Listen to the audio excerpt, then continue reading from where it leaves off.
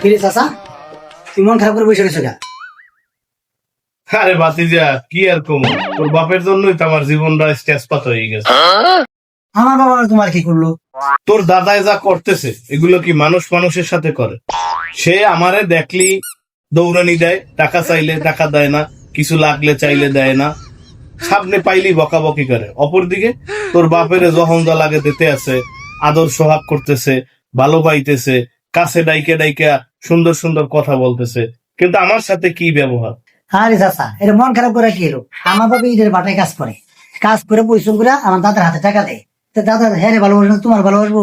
তুমি তো প্রতিনিয়ত ওই দাদার পকেট থেকে টাকা নিতেছো, নিয়ে তুমি তোমার মন মতো খরচ করো, চলাফেরা করতেছো, কোনো সংসারে কোনো কাজ কাম করো না।